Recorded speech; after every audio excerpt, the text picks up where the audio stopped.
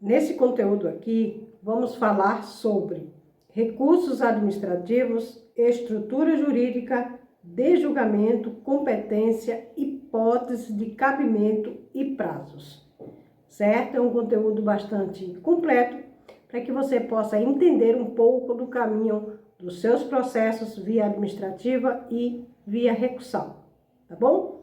Bom, a estrutura jurídica dos julgamentos, as competências de cada órgão julgador e as hipóteses de cabimento e prazo dos recursos administrativos previdenciários. Os recursos administrativos são um importante tema no direito previdenciário, pois muitas vezes constituem meio hábil de impugnação das decisões de indeferimento do INSS. O INSS indefere, ações recursais e judiciais mudam o indeferimento para deferimento, garantindo assim, o benefício desse requerente, certo? A fase recursal no processo administrativo previdenciário pode ser muito eficaz na proteção de direitos sociais, especialmente quando bem instruída e conduzida de forma correta. Em alguns casos, utilizar a via recursal administrativa pode ser uma estratégia mais célere e eficiente que um processo judicial. O procedimento é regulado pelo decreto de número 3048 de 99, pelo Regimento Interno do Conselho de Recursos da Previdência Social e pela Instrução Normativa 128, publicada no dia 28 de março de 2022, certo? Assim, ações jurídicas de julgamentos e competências de cada órgão julgador e ainda as hipóteses de cabimento e prazo de recursos administrativos e previdenciários serão o assunto de hoje. Bom, estrutura jurídica, órgãos julgadores e competência. O Conselho de Recursos da Previdência Social, CRPS, é um órgão encarregado de exercer um controle jurídico das decisões do INSS de acordo com o artigo 305 do Decreto de número 3048 de 1999. Ele é parte da estrutura do Ministério da Economia e é composto por 3 órgãos julgadores: Juntas de Recurso, Câmara de Julgamento e Conselho Pleno. Conforme já destacado via administrativa de recursos, que pode ser mais vantajosa do que uma ação judicial. Existe hipótese em que o atendimento no Conselho de Recurso é mais favorável ao segurado. Ademais, os valores atrasados não estão sujeitos ao regime de RPV ou precatórios.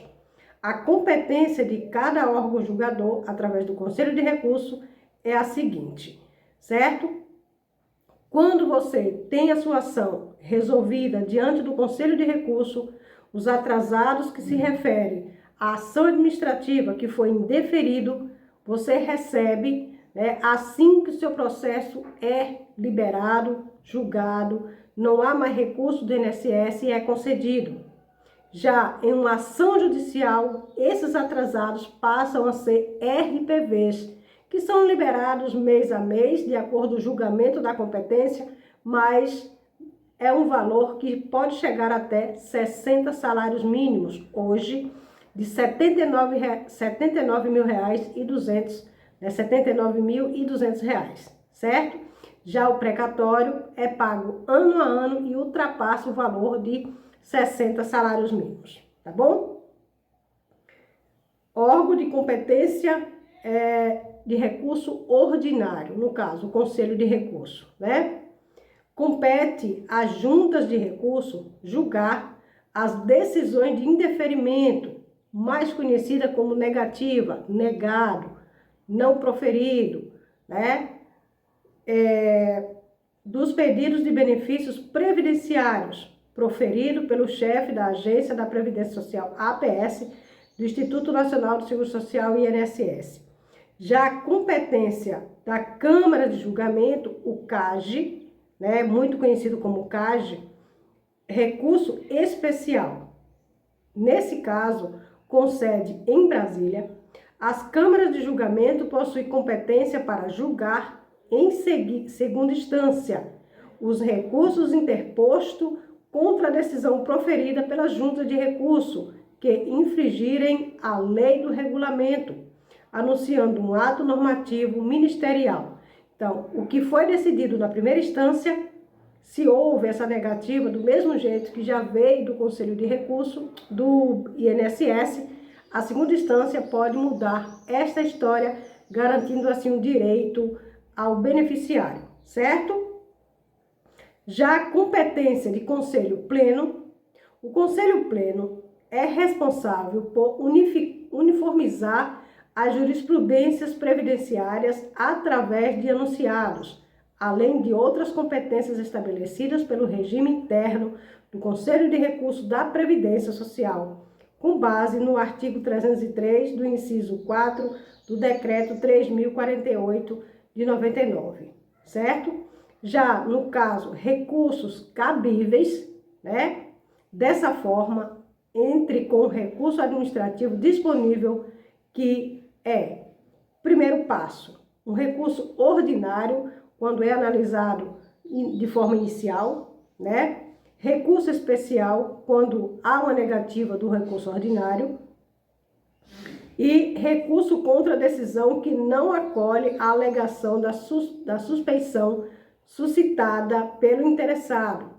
E terceiro e quarto, recurso contra a decisão que nega o pedido de afiliação ao RGPS, certo? Uma novidade na Instrução Normativa 128 é a ausência de previsão de embargos de declaração, prevista anteriormente na Instrução Normativa 77 de 2015, onde a Instrução Normativa 128 houve uma atualização de direitos previdenciários como um todo, certo? Vale ressaltar que nem todos os recursos administrativos têm um nome próprio e alguns recursos previstos de forma dispensar nos artigos podem simplesmente serem chamados de, abro aspas, recursos administrativos, fecho aspas, na hora de uma interposição. No caso de hipótese de cabimento, vale destacar que não é cabível a interposição de um recurso contra a decisão que resultou num arquivamento de um pedido devido à falta de documento indispensável à sua análise, através do artigo 578 do parágrafo 2. Além disso, não caberá recurso nos casos em que um processo for encerrado por desistência do interessado, através do artigo 601 do parágrafo único. Assim, os recursos são cabíveis mais decisões que não aceitarem a alegação de suspensão através do artigo 546, certo? Que são os benefícios que, no caso, são cabíveis de recurso, de lutar por eles, certo?